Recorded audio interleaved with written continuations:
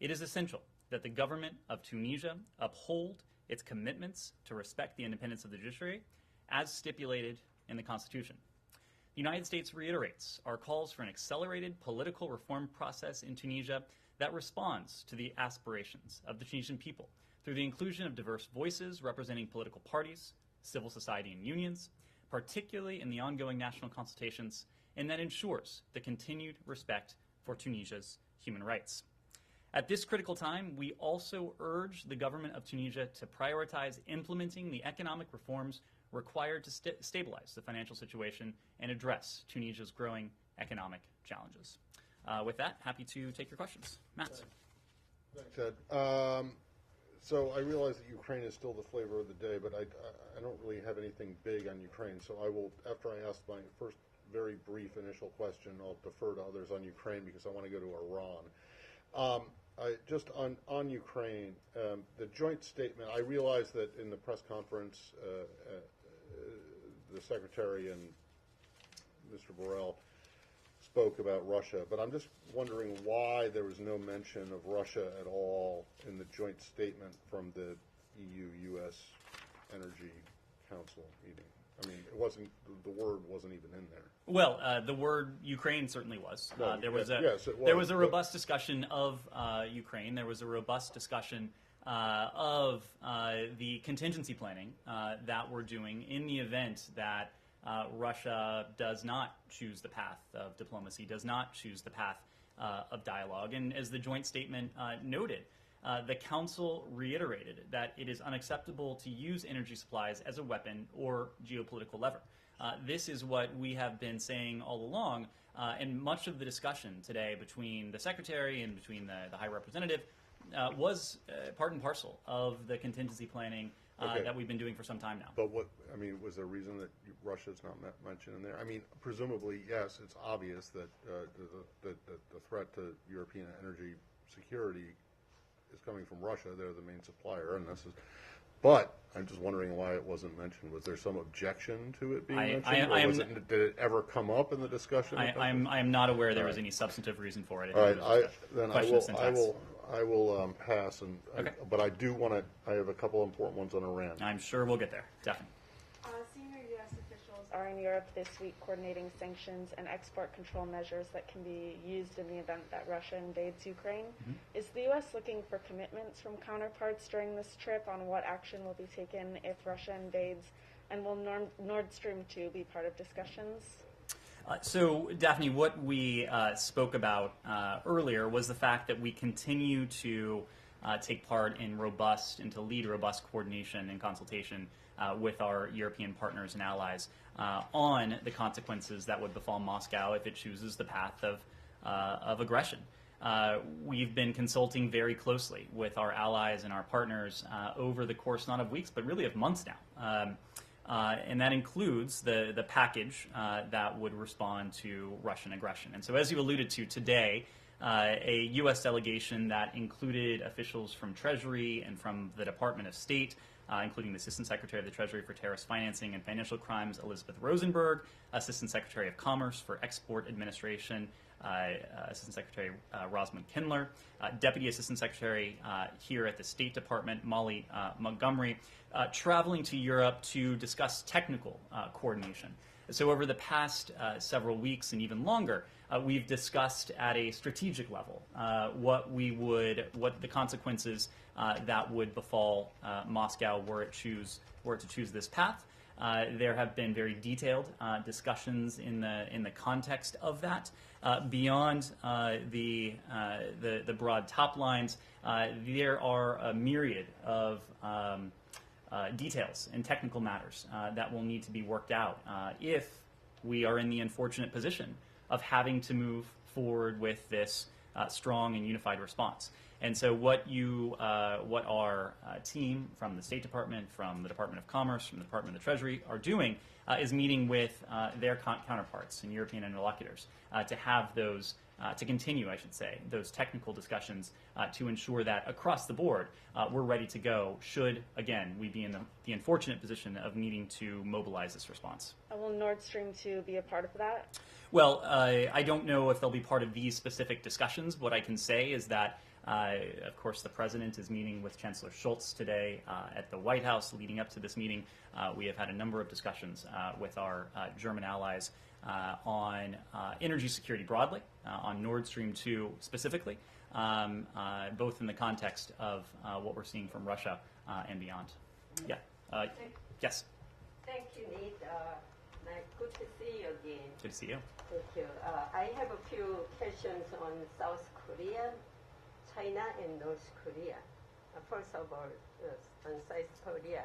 South Korea government frequently fails to participate in the UN Security Council statement condemning North Korea's missile provocations or ignores North Korea's human rights issues.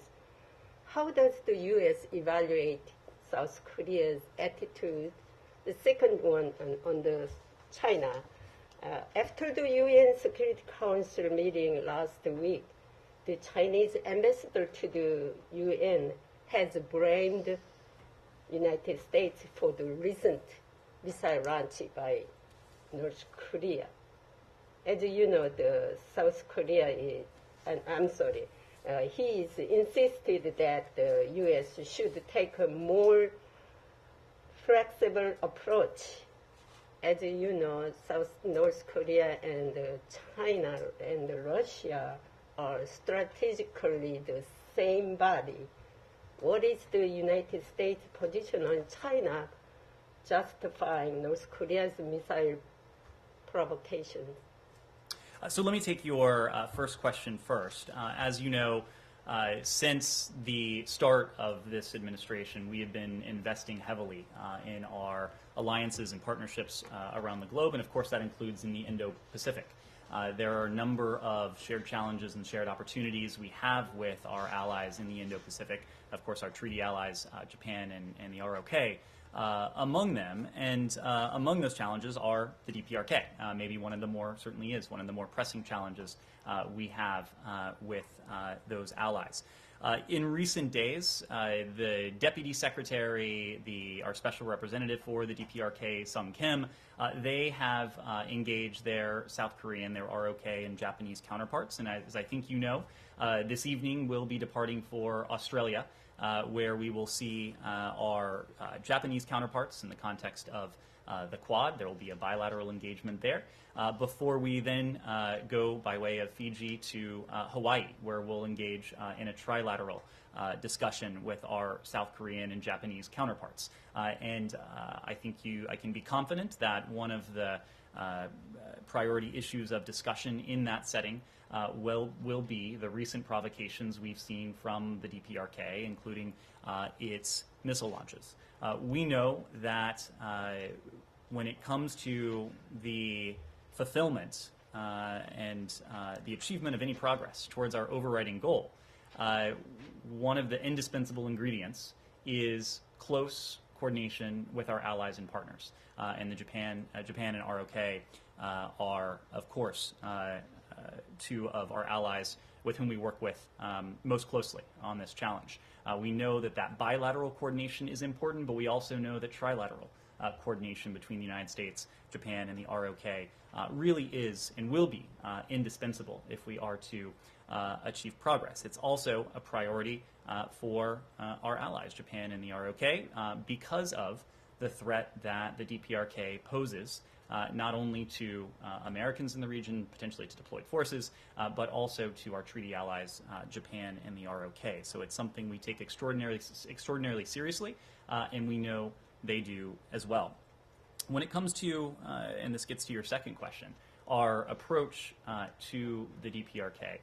Look, if you want to assign responsibility for the DPRK's provocations, for the potential threats to international peace and security we've seen emanate from the DPRK, the only party that deserves blame, the only party that can be assigned culpability is the DPRK. We have made very clear that we have no hostile intent towards the DPRK. We have made very clear that we wish to engage in dialogue and diplomacy. We have made very clear that we believe that only through dialogue and diplomacy can we most effectively achieve what, again, is our overriding policy objective, and that's the complete denuclearization of the Korean Peninsula. Follow-up quick questions. North Korea has been engaged in peace process dialogue with the United States and South Korea in the past, while on the other hand, it has been accelerating North Korea military build-up work. What is the ultimate tool for the United States besides diplomatic compromise to block North Korea's global threat? Well, the ultimate tool is diplomacy, and we know that previous administrations have tried this. No administration has been successful, despite undertaking strategies that in many cases look very different from one another. And so the strategy we have is not akin to the strategy that the last administration had. It is not also exactly akin to the strategy that the Obama administration had. It is a strategy that the Biden-Harris administration has put forward after an intense policy review, and a policy review that determined that through diplomacy and dialogue, it is our hope that there can be incremental progress towards the complete denuclearization of the Korean Peninsula. Now, of course, we have not yet found a willing partner in Pyongyang to engage in that dialogue, but we have continued, even in the absence of substantive engagement from the DPRK, to coordinate closely with Japan, with the ROK, other allies and partners in the Indo-Pacific, but also allies and partners around the world, which you have seen us do in the UN, which you've seen us do in Europe and elsewhere as we take on this challenge site. Thank you. Sure. I have a couple of questions on settler violence on Omar Assad. But before that, the White House issued a statement saying that President Biden is going to go and visit Israel later this year. Is he likely to also go? I mean, I know this is a White House probably question, but do you think that he will also make a detour to, like Bethlehem or Ramallah, 20 minutes away? Well, Saeed, as you alluded to, the readout of the conversation between President Biden and Prime Minister Bennett did make a reference to President Biden's intent to travel to the region later this year. Obviously, this was just announced yesterday, so I wouldn't want to get into the itinerary at this point. In any case, I need to refer you to the White House. I understand. Ned, I mean, you almost every week you state opposition or displeasure with settler violence activities and so on. I mean, in the last 4 days, I could cite a number of issues. I don't want to go through them all. I mean, the Israelis from home demolishing to attacks on the Al-Aqsa Mosque to poisoning of wells. I mean, all kinds of things, the whole across the gamut. When would you guys issue a very strong statement and say this should not stand? I mean, if you want to give the two-state solution, as you keep saying, a chance, then it should stop right now. This stuff. Saeed, I would take issue with the premise of your question. We have spoken to this clearly. I understand that and you spoke. I'm sorry to interrupt, but you speak all the time. I said that to begin with, but what action are you taking to make sure that what you say is actually listened to and adhered to? Well, first of all, it is important what we say. And you have, as you alluded to, you've heard me say this, including in recent days. But we have been very clear. We've been very consistent on this. We believe it is absolutely critical for all parties to refrain from steps that exacerbate tensions. This includes violence, incitement to violence, home demolitions, the eviction of families from homes in East Jerusalem, including families that have lived there for generations.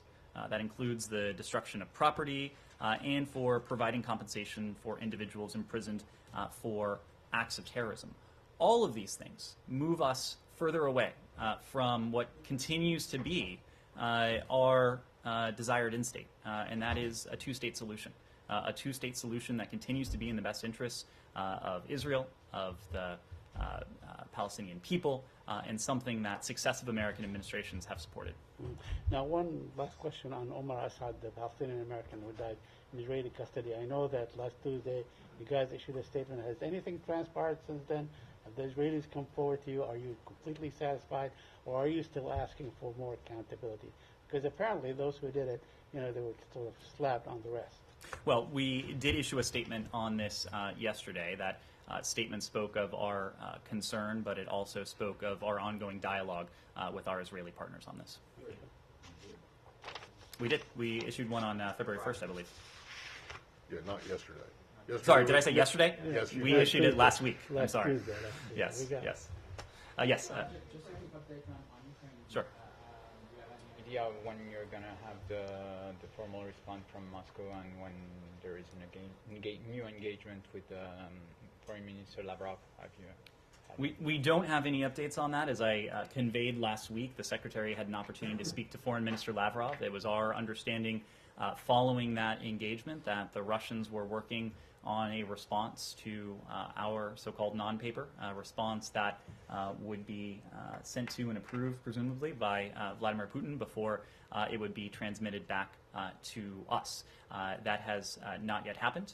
It was also our understanding that once that did happen, that the Russians would be prepared to engage in follow-on diplomacy, but again, will need to, the first step in that was receiving the Russian response, which has not yet happened. And do you expect that follow-up engagement can happen while the Secretary is traveling, or more probably when he comes back from his travel?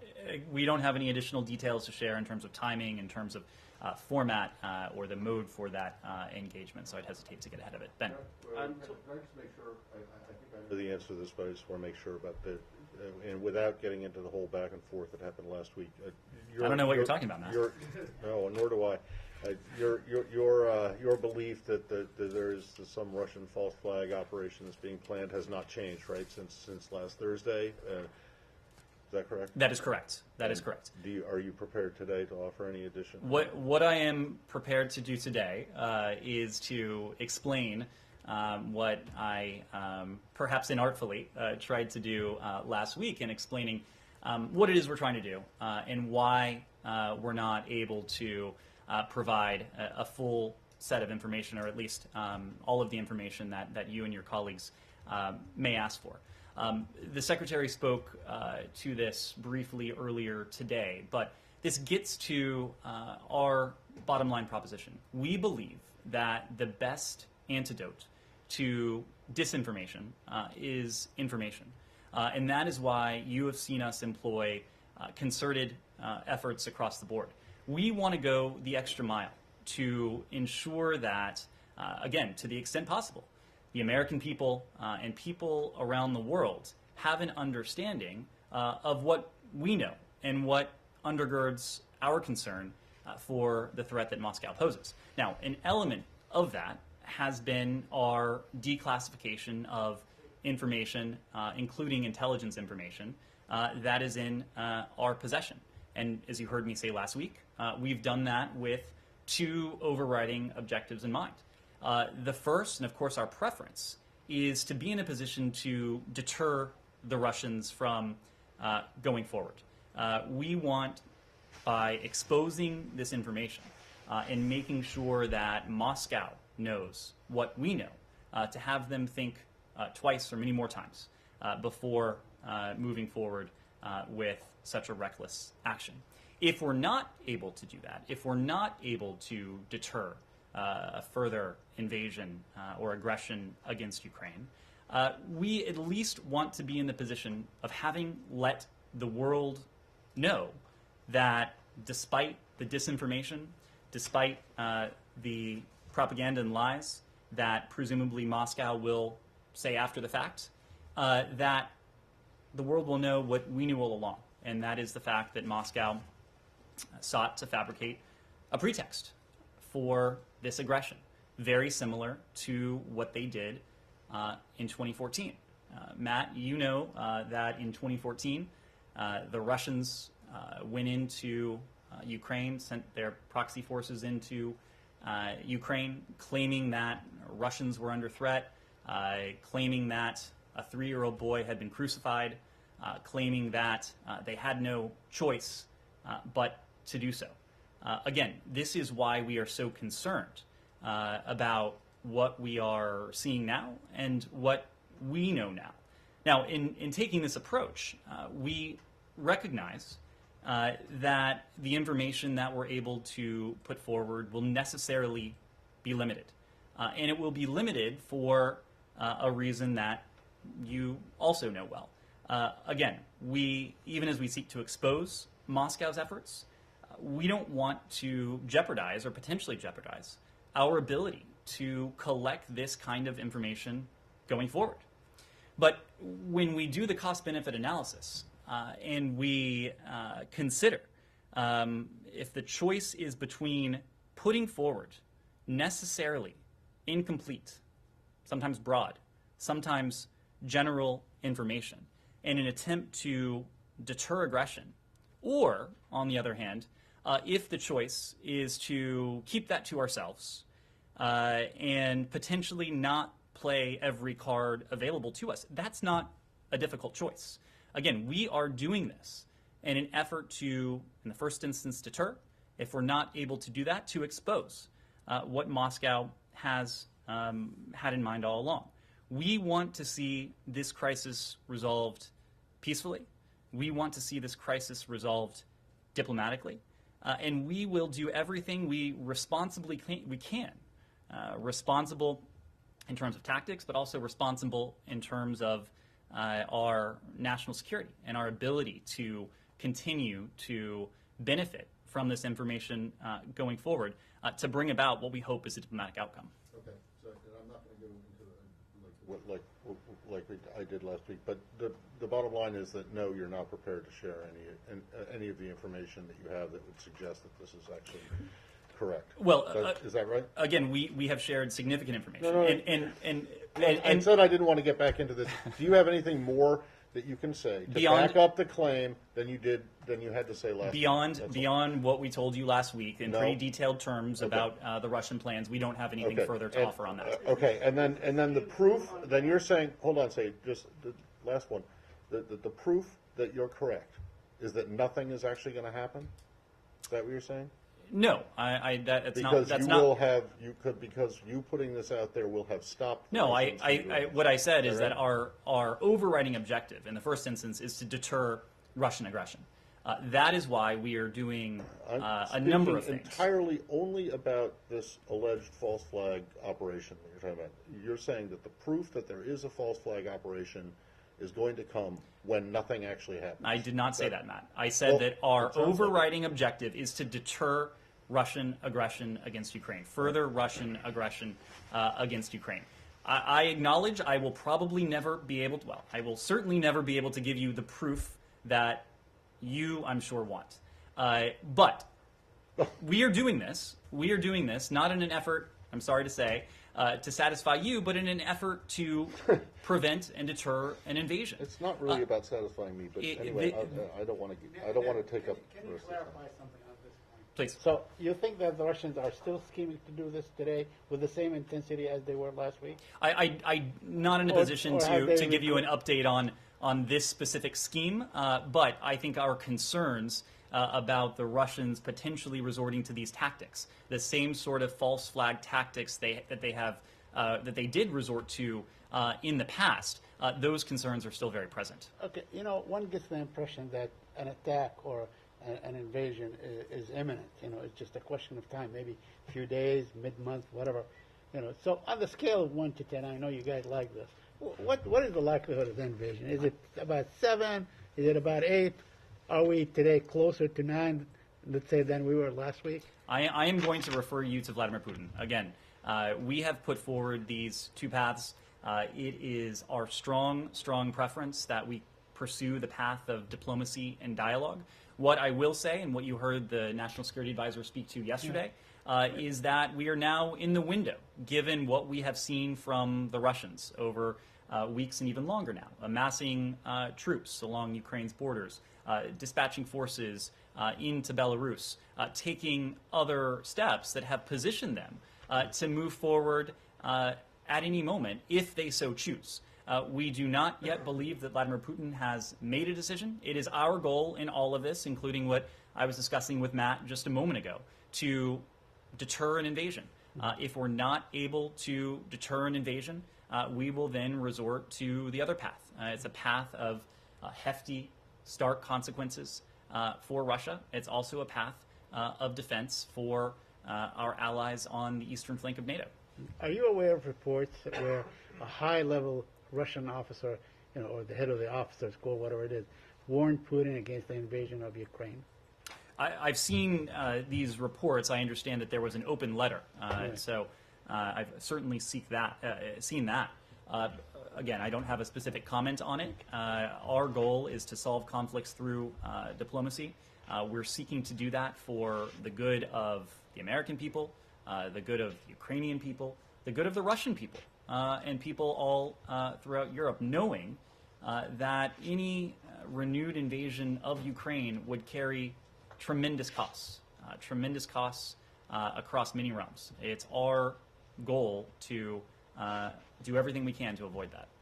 Yes, Ben? You just said in your answer to Matt that if you have to put forward incomplete information to deter an attack, then so be it. What were you referring to there? I mean, is intelligence behind this video perhaps incomplete? No, I was referring to the fact that there have been demands for everything we have in our possession behind this intelligence. And that's not something we're able to provide, again, because of our desire not to jeopardize sources and methods, our desire not to jeopardize. That's not true. I asked for literally, quote unquote, any shred of evidence, not even proof, because not all evidence is proof. I asked for anything. I didn't ask for everything. I didn't ask for sources or methods. I just asked for anything that would back it up. The challenge, Matt, is that by divulging details, further details, you would necessarily get into sources and methods. And so that is why we're in the position of putting forward what we know in a way that we consider to be responsible vis-a-vis our objectives going forward. And one of those objectives going forward is to protect our ability to collect this kind of information going forward. We are trying to strike a very difficult balance. There are, when it comes to national security and the tension, the inherent tension between national security and transparency, there is never an easy formula. Not always do we get it right. No administration has always gotten it right. But we are leaning forward here.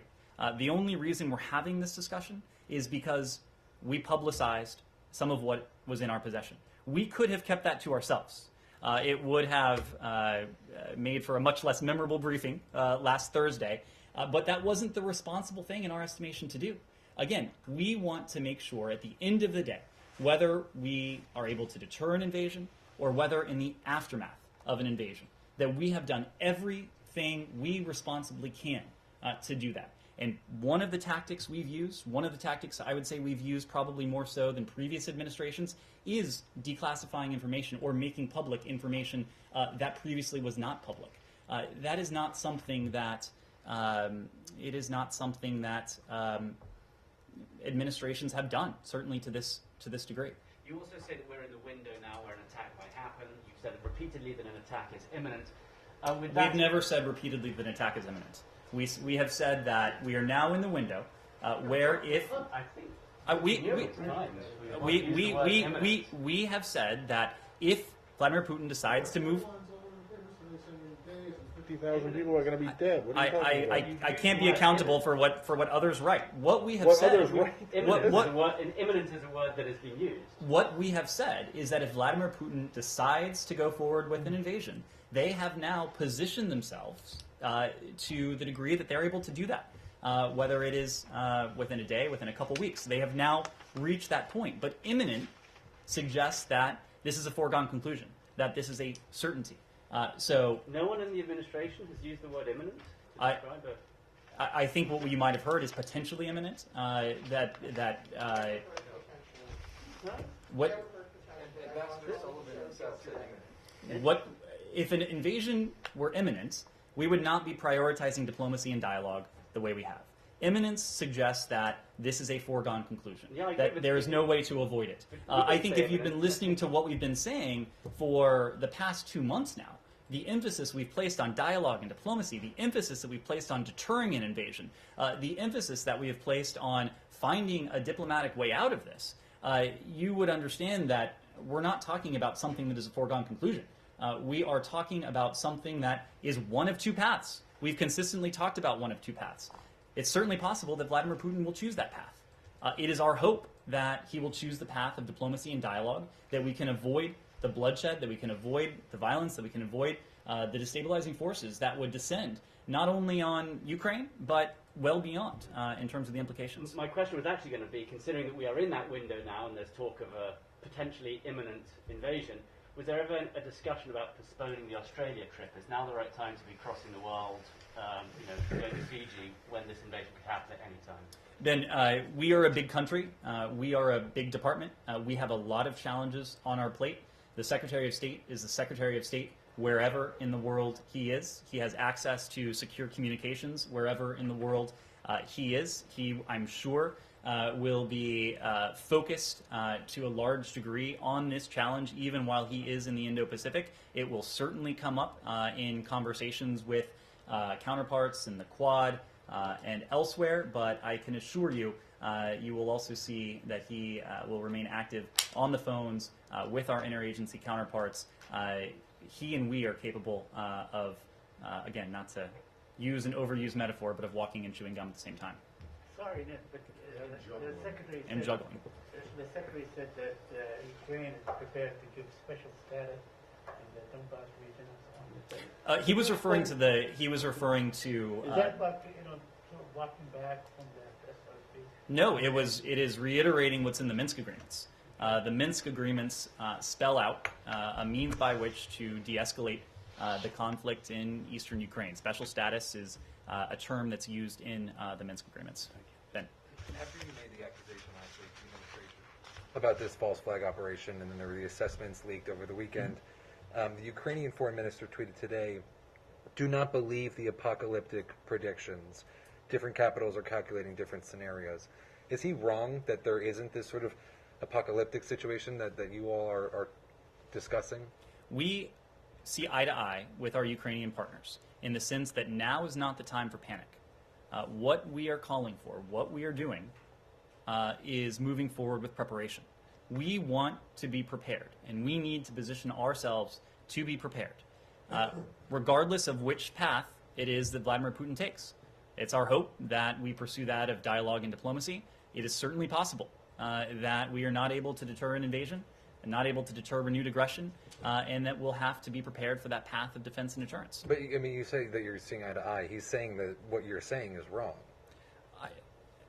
I don't think you've heard us use the term cataclysmic, if that's if that was the quote. But apocalyptic. He was specifically referring to what U.S. officials have said in recent days in the last week. The Ukrainian ambassador to Washington has spoken to this. President Zelensky has spoken to our coordination with the Ukrainian government.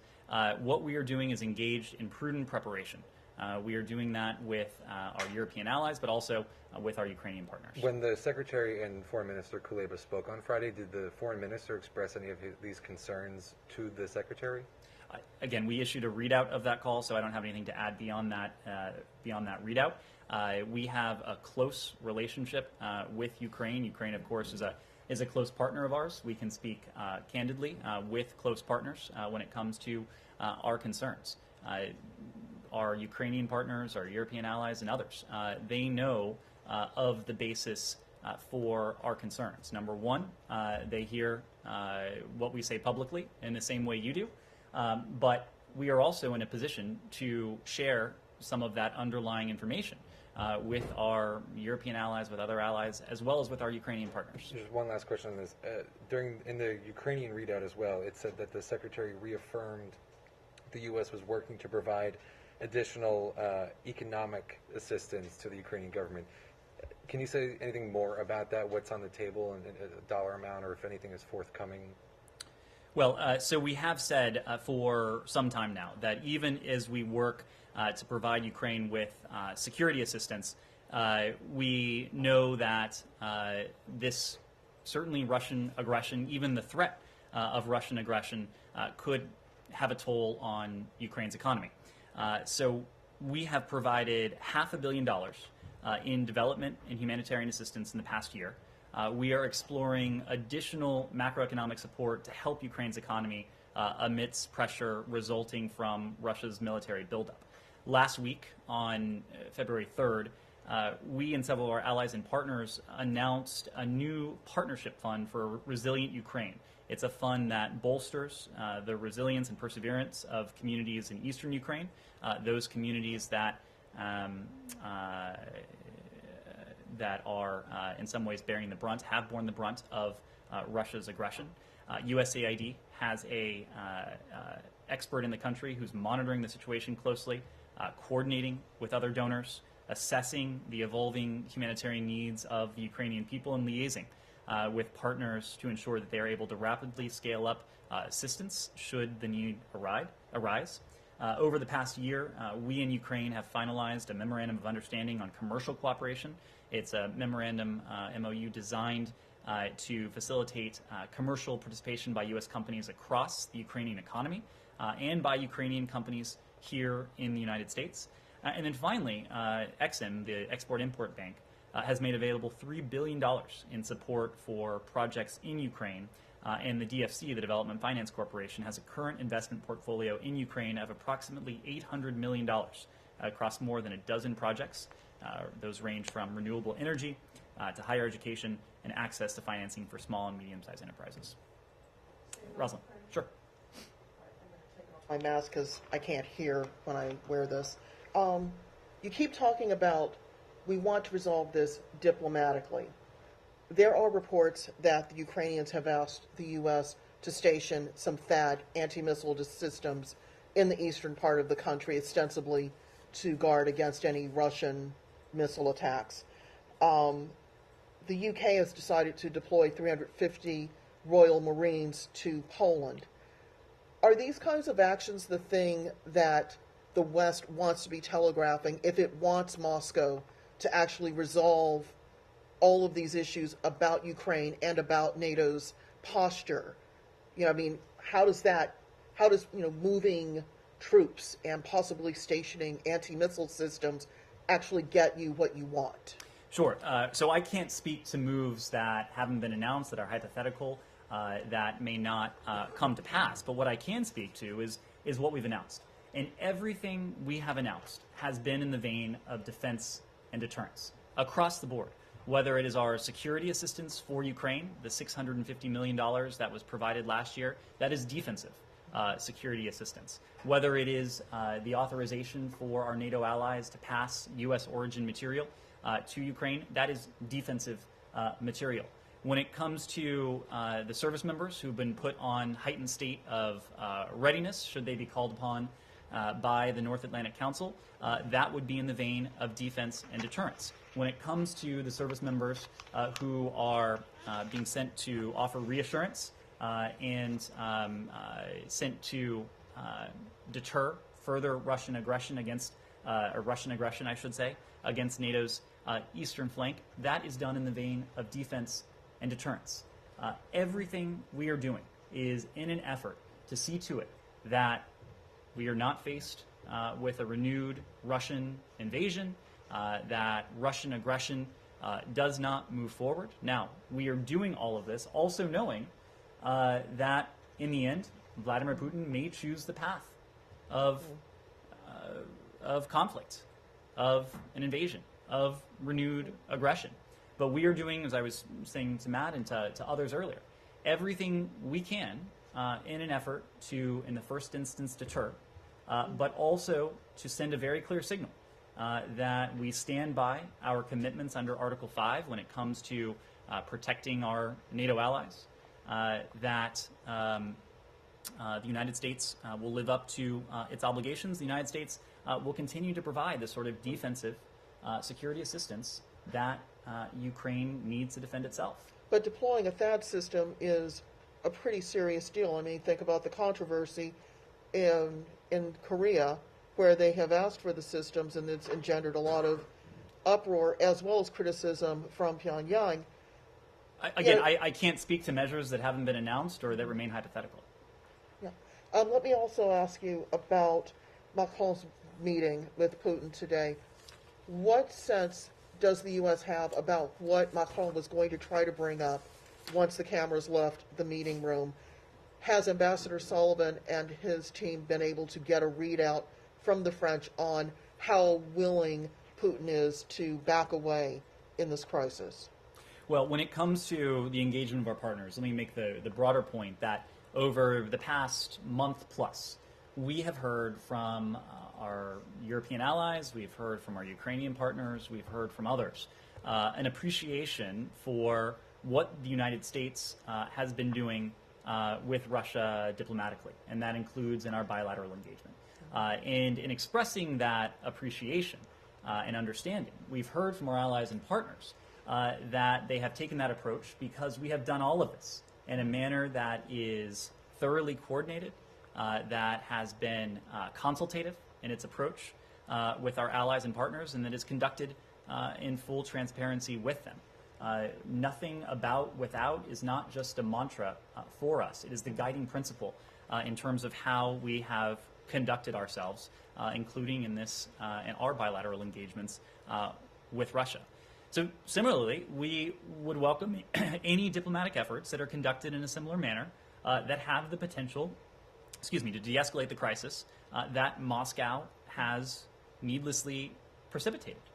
When it comes to the French, as you know, President Biden yesterday had an opportunity to speak to President Macron. This would be his second conversation with the French president in several days. Secretary Blinken yesterday spoke to the Foreign Minister Le Drian. We are well coordinated across the board, and that includes with the French, with Paris. The result of all of this is that the message President Putin is hearing from the United States, from NATO, from our allies and partners, it is loud and it is singular. And that is the fact that a diplomatic solution is the only responsible path. But again, if Russia chooses otherwise, we will be prepared. We will be prepared with a response that is swift, severe, and united. I saw President Macron made comments just before he left. You will hear those same messages from the French president. And is the U.S. confident that once Chancellor Scholz goes to Moscow next week, that that same unified message is going to be delivered, because Germany is in a slightly different position than other countries in Europe? Well, as luck would have it, Chancellor Scholz is in Washington today. He's at the White House today, but I should say this is not luck. The fact that Chancellor Scholz is here to have these consultations with President Biden, a follow-on to the consultations and the discussions that the two leaders have had over the phone and over video conference in recent weeks. This is a testament to the close and continued coordination and cooperation with our European allies across the board, including, of course, with Germany. So I suspect you'll be hearing a lot more about that today from the President and the Chancellor. Yes, in the back. Yeah, I'd like to ask about the proximity of Vladimir Putin and Latin America. So last week, the Argentinian President Alberto Fernandez was in Moscow, and in the coming days, the Brazilian President Jair Bolsonaro will be there. Mm-hmm. And there are reports in Brazil about the fact that the U.S. is putting pressure on Bolsonaro to cancel his trip to Russia. I would like you to elaborate a bit about the concerns and the reasons why the U.S. wants Brazil to skip this trip to Russia, and if the U.S. has the same confidence that you talked about France, that you are well coordinated when we are talking about the Brazilian visit to Moscow. Well, we engage with our Brazilian partners at multiple levels regularly. We're, of course, aware of the reports of President Bolsonaro's travel plans. We and many of the nations around the world, including in this hemisphere, are deeply concerned about the potentially destabilizing role that Russia is playing and its ongoing threat to sovereignty and to territorial integrity, including, of course, in Ukraine. As democratic countries, the United States, Brazil, Argentina, others in the region and beyond, we have a responsibility to stand up for democratic principles and for the rules-based order. This is the same order that has undergirded unprecedented levels of stability, of security, of prosperity over the past 70 years. And that is true. It is equally true in Europe as it is in the Western Hemisphere, as it is in the Indo-Pacific. So we know that Brazil and other countries in the region, you mentioned Argentina as well, we share values. That is one of the hallmarks of our relationship, and we know that those values will be conveyed and will undergird concerns that President Putin hears, not only from the United States, but our partners around the world. But what does the U.S. expect from this Brazilian visit to Moscow? It's not for us to speak to what the goals that President Bolsonaro may have in mind. I am confident that there will be discussions both before and after the trip with our Brazilian partners. Yes. Thank you. Yes, and China pledged to support Russia's invasion of Ukraine as well as North Korea. What actions will the United States take against China for this? Sorry, could you clarify the question? Yeah, China pledged to support Russia's invasion of Ukraine as well as North Korea. What actions will the United States take against China? Well, so if you're asking about the relationship between Russia and China, I know that this is something that our Assistant Secretary for Asia and Pacific Affairs, Dan Crittenbrink, spoke to last week. But what we have seen over the course not of days, not of weeks, but of years and probably longer, is an approach that both of these countries have taken for some time, and that is an increasing closeness between Russia and China. It would be our hope, given the implications of a renewed Russian aggression and certainly Russian invasion of Ukraine, that the PRC would have taken advantage of dialogue, of this relationship, to encourage Russia to pursue the course of diplomacy and de-escalation. This is what the world expects of responsible powers. The Secretary had a conversation with Foreign Minister Wang of the PRC the other day, I should say, and there was a discussion of the potential for renewed Russian aggression, renewed Russian invasion of Ukraine, and the fact that it would not only have implications in Ukraine, not only in Europe, but in many ways it would be a threat to peace and security around the world, because it would be a flagrant violation of the same rules-based international order that applies equally in the Indo-Pacific as it does in Europe. If in the end China is seen as having supported Russia's move to choose conflict or war over diplomacy, it will cost China in terms of how it's seen in the eyes of the world. It will have an effect on the PRC's global reputation. We, as Russia and China, talk about a singular partnership. We are focused with our 29 NATO allies. We are working with the EU.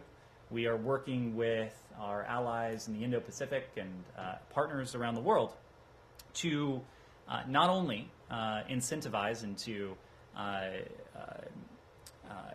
work towards a diplomatic resolution, but also to be in a position to respond decisively if Russia does choose the path of aggression. We told you last month, we listed out many of the engagements that we've had with partners and allies. That tally has now grown to some 200 phone calls, in-person meetings, video conferences. Of course, one of them you saw today when Secretary Blinken hosted High Representative Joseph Borrell of the EU. All right, thank you. Yes. Reported to the Security Council that cyber attacks on cryptocurrency exchanges and financial institutions by North Korea were an important revenue source for North Korea to fund its nuclear and ballistic missile programs. What is the United States doing to try and stop this? And does the U.S. believe North Korea is receiving any outside help to help carry out these cyber attacks? I don't have any assessment to offer from here in terms of outside support or assistance that North Korea may be receiving. What I can say generally, without speaking to any specific report at this time is that North Korea's activity and behavior in cyberspace has long been a serious concern of the United States. We have in the past disclosed and attributed malicious attacks to the DPRK. The attack in 2014, I believe it was, that the DPRK perpetrated against a private American company, a destructive attack against Sony, may be an instructive case in point for some of the capabilities and some of the behavior that the DPRK has exhibited in cyberspace. So it is not just the DPRK's ballistic missile and nuclear weapons programs. It is not just its record on human rights. There are other profound concerns we have, including its behavior in cyberspace. Yes, Ben. With the restoration of the sanctions waiver on Iran, which is akin to lifting sanctions in the sense that it enriches them to a certain degree. No, it does not, Ben. But that's not true. It does not do that. Well, was the restoration of the sanctions waiver in any way an incentive to get them back to the table and continue negotiations? So, to be very clear, what you said was not true. The issuance of the so-called IFCA waiver in no way enriches Iran. This is about two things. This is about nuclear non-proliferation and nuclear safety. I would suspect most reasonable observers would agree that both of these things are in our vital national interest, regardless of what happens with the JCPOA. If we're able to achieve a mutual return to compliance with the JCPOA, or if we're not. We decided to renew and to restore this sanctions waiver to do one thing, and that is to enable third-party participation in nuclear non-proliferation and safety projects in Iran, owing to the growing proliferation concerns we have, in particular with respect to the increasing stockpiles of enriched uranium in Iran, the stockpiles that have grown following the last administration's decision to abandon the JCPOA.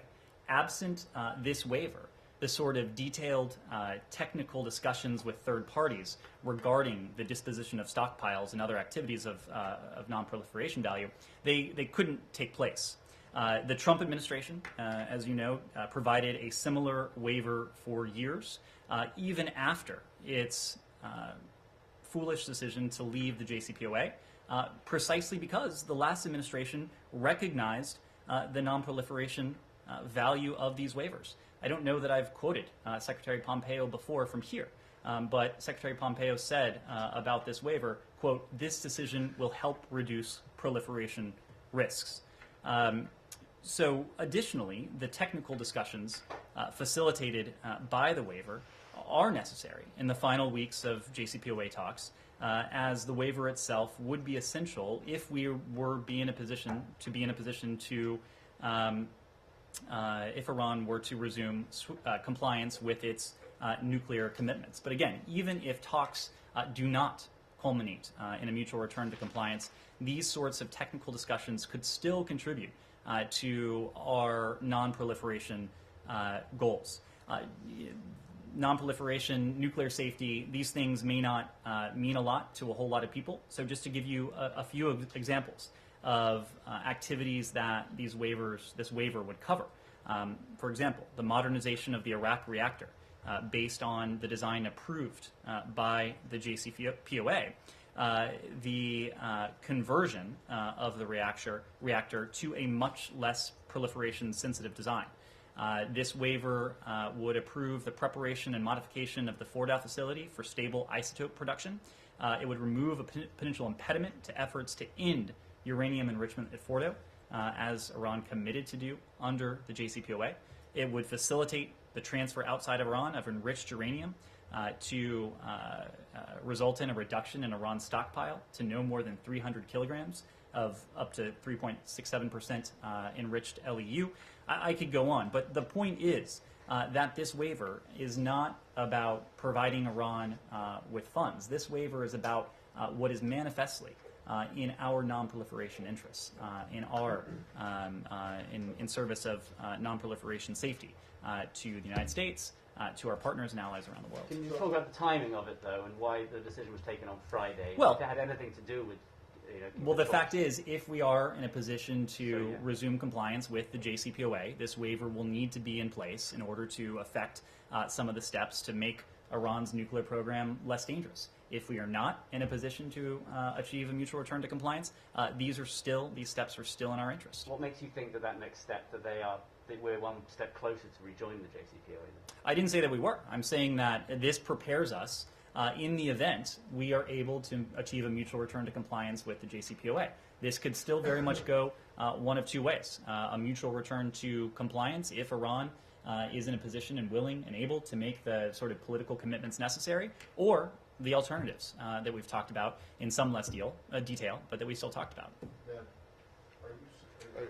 That long list of things that you said that these waivers give, you're saying that there's no benefit to Iran in any of that?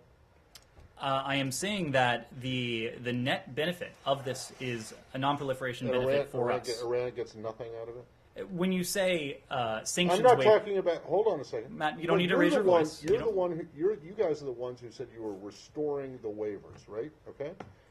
So if Iran really gets no benefit at all out of this, then why even bother?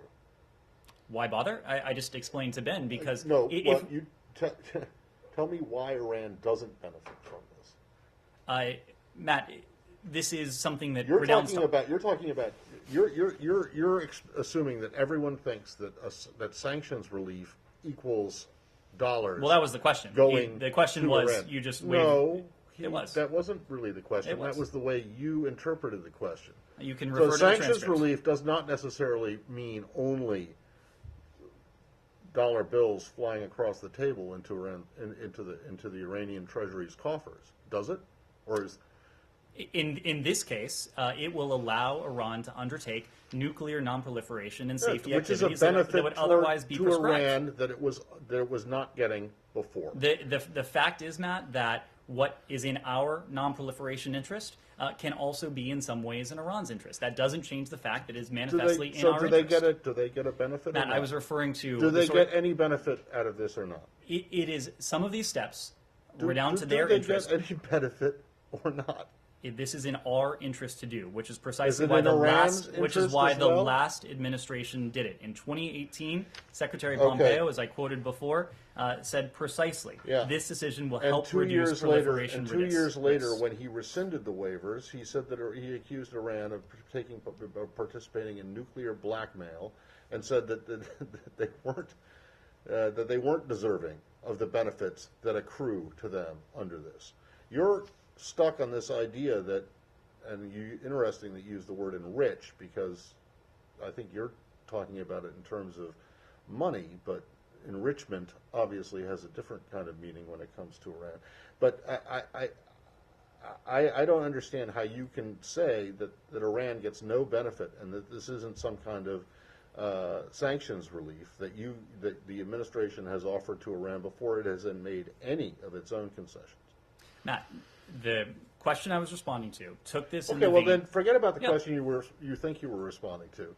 Answer my question: does Iran benefit at all from the waivers that were signed? You will need to ask the Iranian government whether they think this is a benefit to them. Well, who do you think this benefits? We know this is a benefit to us.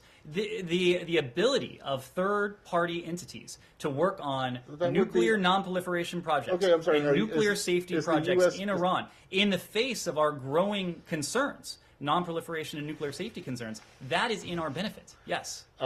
The people that this benefits, in fact, are actually Russian, Chinese, European companies, right? Is that what you're saying? Matt, I'm saying that it is manifestly to our advantage. And not Iran's. It benefits us to be able to address nuclear safety and nuclear non-proliferation concerns. If you're able to argue that Iran gets no benefit out of this successfully, which you haven't convinced me of, but anyway, but if you're able to, then good on you. Now, do you think that these waivers trigger INARA? Matt, we have a robust conversation with Congress on progress in Vienna. We, have briefed Congress regularly on the discussions. I have every expectations that those briefings will continue in the days and weeks ahead. Well, do you believe that this triggers the requirements of the Iran Nuclear Review Act? What I can say is that we've had conversations with Congress about requirements should we be in a position to resume compliance with the JCPOA. But I don't have anything for you on these particular this IFCA waiver. No, not IFCA, INARA. Right, but you're saying these in response to IFCA. Yeah. Yeah. Yeah, well, so you're aware of the requirements of INARA, right? So any agreement reached with Iran has to be submitted. Are you saying that it did trigger INARA and your notification to Congress on Friday fulfills the requirements of INARA? No, I'm not saying that. I'm saying... Oh, well, then why did you even notify Congress in the first place? We regularly notify Congress when it comes to... So did it trigger INARA or not? Matt, we will carefully consider the facts and circumstances when it comes to any potential U.S. return to the JCPOA to determine the implications under INARA. So you don't think that this falls under the scope of INARA? I have no reason to believe that this was done pursuant to INARA.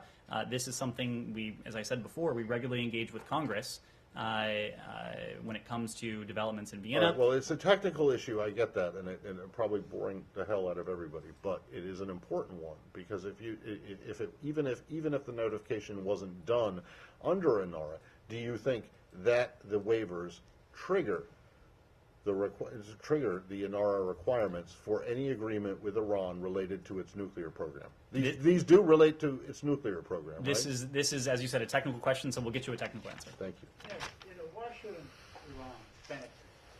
Why shouldn't Iran benefit from the waiver? I mean, I thought the whole purpose of negotiations is so everybody goes back to the deal, and sanctions will be lifted. Iran will pull back from any nuclear threat and so on, and everything will be hunky-dory. So why is that such a bad thing if Iran benefits? You'll have to ask. No, I'm asking you because you Matt, don't know. I am not speaking to what Iran may be saying about this. I am speaking to the benefits we accrue. Isn't that the incentive for Iran to go on, in good faith in these negotiations? Well, the basic formula of the JCPOA, leaving aside, Matt's questioning about these specific measures, is in fact permanent, verifiable limits on Iran's nuclear program in return for sanctions relief. Do you have any indication as the talks resume tomorrow that the Iranian negotiators are coming back empowered by the political decision you were expecting? We will have a better idea of that once the talks resume. Definitely. Wendy Sherman will be in Vienna for an OSCE meeting tomorrow. Will she meet with the U.S.-Iran team at any of the P5+1 or even the Iranians? She's taking part virtually. Okay, thanks. Thank you all very much. Okay, sure. Are the Russians taking a little bit longer to respond to the U.S. proposal than anticipated? You'll have to ask them. No sense of any indigestion as they're processing this. You will have to ask them about their gastrointestinal fortitude. Yeah. Can you just tell us what the AUKUS on the schedule for this afternoon? So we'll have an opportunity. I do expect we'll have a readout of the call, but in advance of the Secretary's travel to the Indo-Pacific, this is just another opportunity for him to have a conversation with our AUKUS partners. They will, I suspect, discuss the work currently underway and the progress made in the implementation of some of the initiatives that we have talked about in the context of AUKUS. I don't want to get ahead of that readout, but I think you will see one later this afternoon. It's the first follow-up at this level since AUKUS was announced, right? It's been several months. Yes, Ben. Do you have any comment on China using a Uyghur to light the Olympic flame and what the State Department thinks? Not specifically, beyond the point that we've repeatedly made, that the PRC has sought to disguise the true reality of what is going on, what has gone on in Xinjiang. That is the ongoing genocide. Those are the crimes against humanity. That's the human rights abuses that have taken place there. But when it comes to their motives for choosing this specific individual, I'd have to refer you to them. Yes. Will Rob Malley be in Vienna tomorrow for the third? He is traveling to Vienna today. Thank you all very much. Thank you.